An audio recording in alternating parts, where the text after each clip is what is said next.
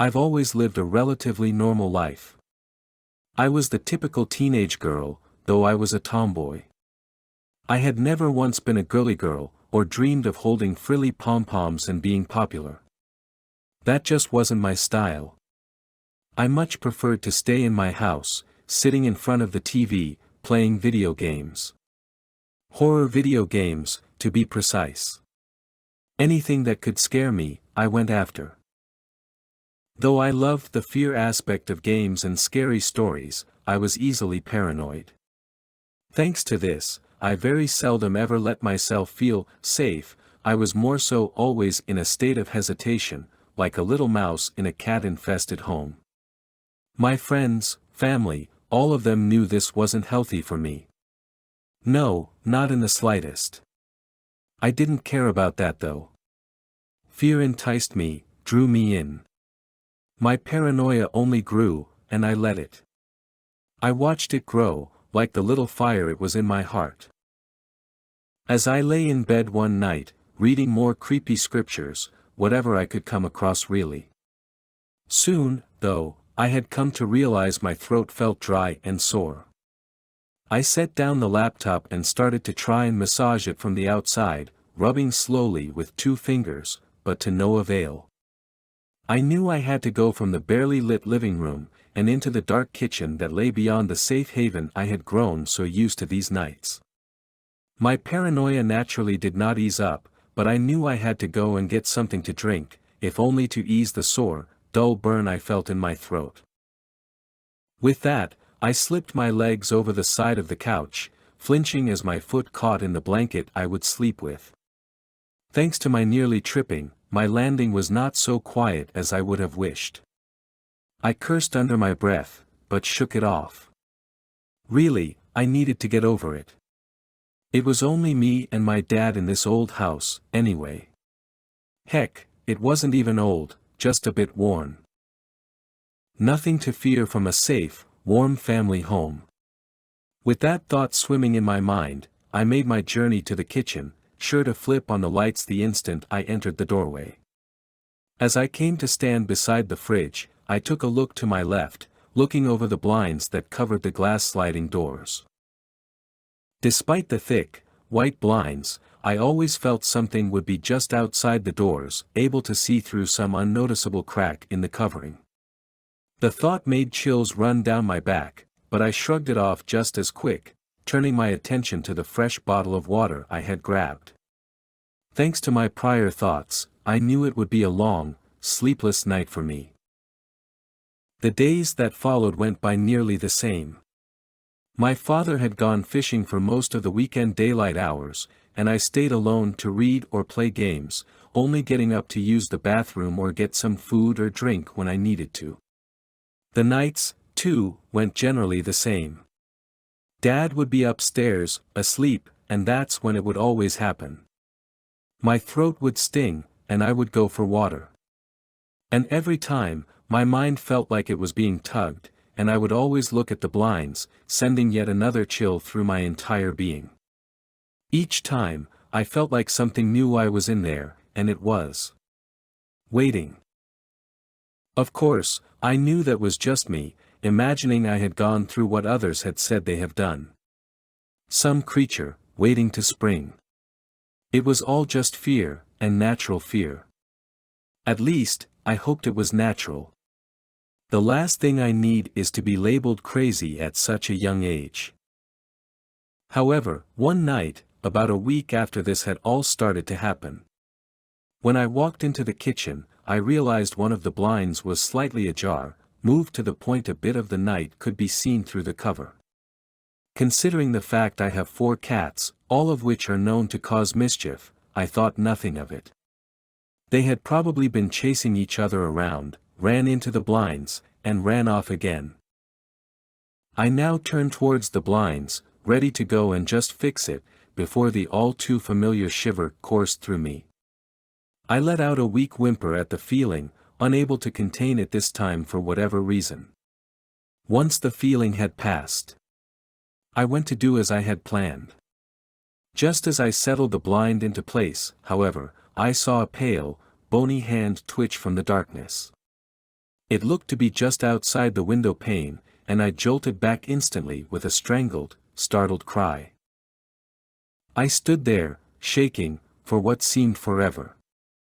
Of course, my curious mind picked up, and I moved back to look. It was gone. Though my instincts told me to run, go, I shrugged the fear away.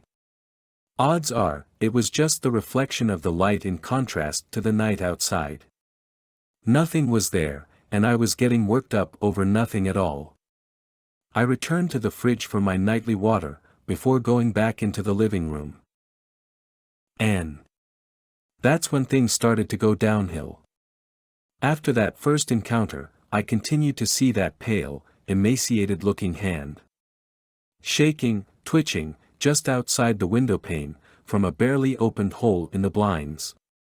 Every night, I would hastily move the blinds back into place, for fear of seeing more, for fear of it. For fear of it seeing me, as I have seen it. But I know it always saw me. Before I had even seen it. It would watch. Deep down, I knew this, but my subconscious refused to believe it. Oh, I wish I had believed it. One night, I sat in my father's recliner, typing up an email to my friend. However, I felt a disturbance. I wasn't sure what it was, but I felt it. A presence, if you will, just waiting to poke out and visit, it seemed. I looked away from the computer for only a moment, and that moment was enough. I saw the hand again. It reached out, slowly, from below the opening of the recliner. I felt paralyzed once I saw it, reaching for my outstretched legs, reaching. And then it touched me. The feeling was almost slimy, not what you would expect of such a human-looking hand. The nails of it. It just skimmed my skin, caressing. The paralysis ended as it reached down for my foot.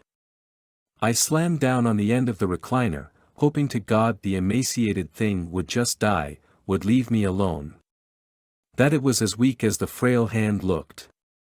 From below me, I heard an inhuman screech of pain, but it was abruptly cut off as the chain closed in on itself.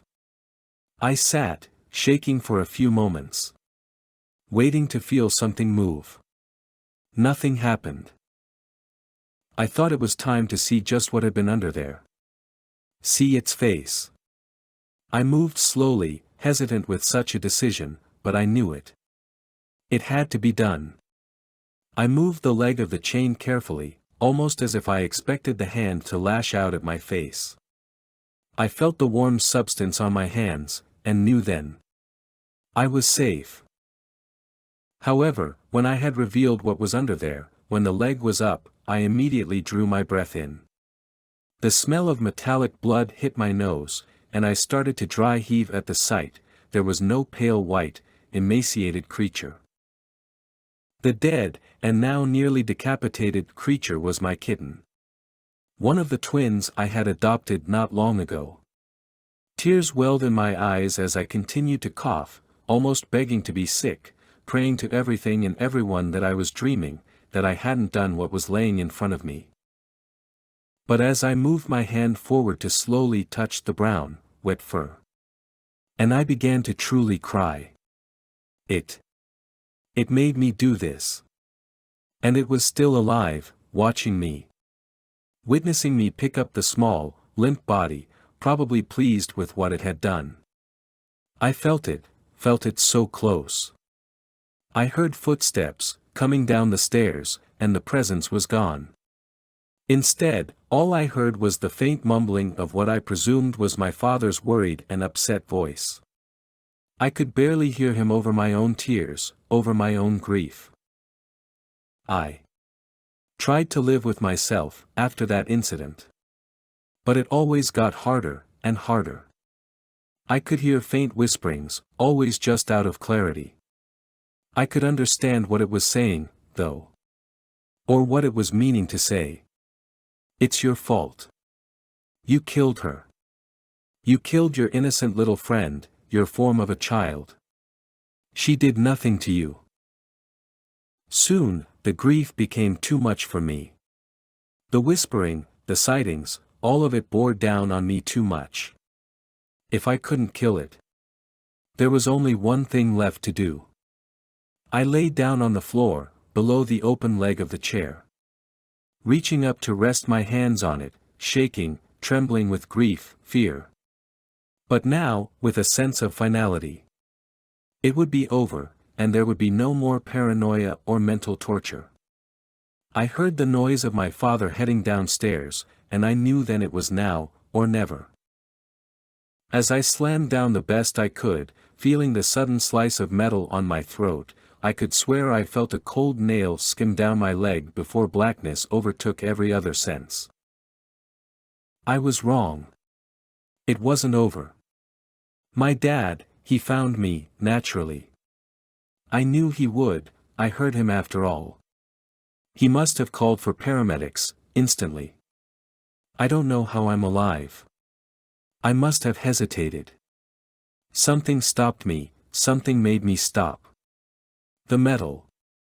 It didn't kill me. It didn't pierce me how I wished it would, didn't cut far enough to kill me. I lost a lot of blood, though. It left me weak, vulnerable. I don't know how long I was asleep, after that. When I had been awakened, I tried to speak, to tell someone why I did that, but I couldn't talk. All that came out was a terrible silence. I learned I had done too much damage. My voice would never return to me. Never would I be able to tell anyone what happened, or what was torturing me so. Not like they would believe me, anyway. I wonder now, why it had saved me, after leaving me to such a fate. But deep down, I already know. It wants me alive. To know of it, yet not speak of it. To feel it, but not cry out. Not only that, but to wallow in the grief it threw me into. To live as an unheard reminder that it is always watching from behind the covers.